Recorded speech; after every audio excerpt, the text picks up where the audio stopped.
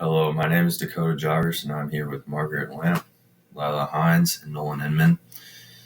Summit Innovations is looking to expand the company to Brazil. By making Mr. Brian Scott, who is the Vice President of Training, aware of important culture shocks, he can best prepare his expatriates for those cultural differences. Through the culture shocks of everyday life in Brazil, business culture and practices, and economics, expatriates of Summit Innovations will adjust to the cultural differences smoothly. This will help the expansion of Summit Innovations thrive and be well suited to the Brazilian economy. Are there any questions? The question was, what was the most rewarding part of my research? The most rewarding part of my research was learning about the cultural differences between the United States and Brazil. Hello, my name is Margaret Lampy, and I'm here to tell you about the everyday life in rural Brazil. Between lots of agricultural practices and traditional knowledge systems, the community is deeply intertwined and very tight-knit.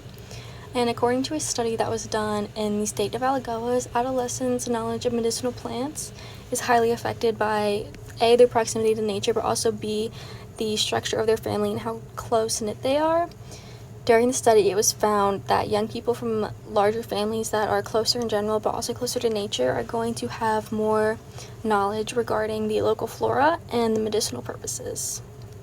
On top of this, the communities in Brazil tend to often engage in group farming and lots of farmers markets to create a sense of togetherness and moral support.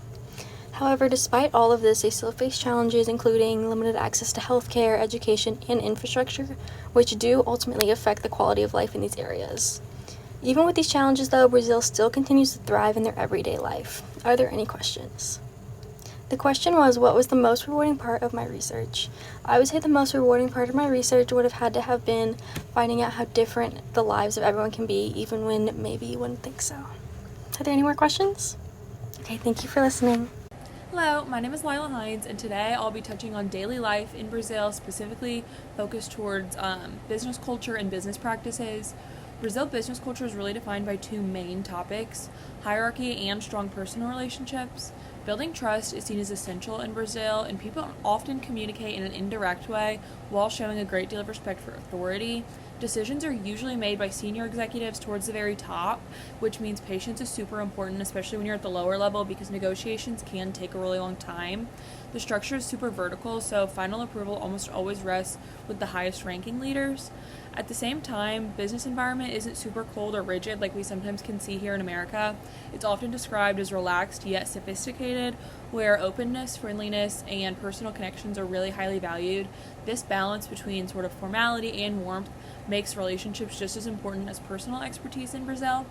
Are there any questions? Okay, so the question was, what was the most rewarding part of my research?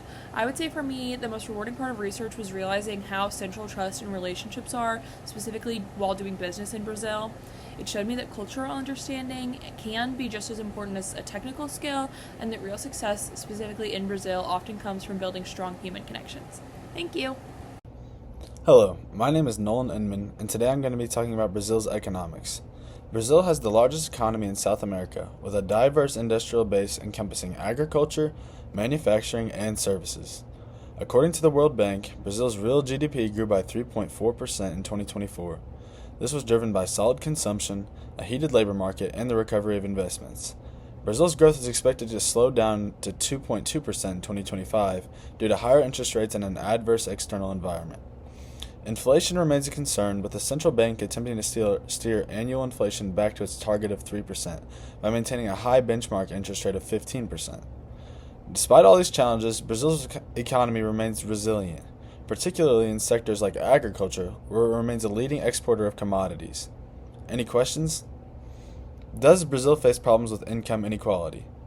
Yes, Brazil does face problems with income inequality. The wealthiest 1% still own nearly half of the country's assets, which highlights the needs for inclusive economic policies.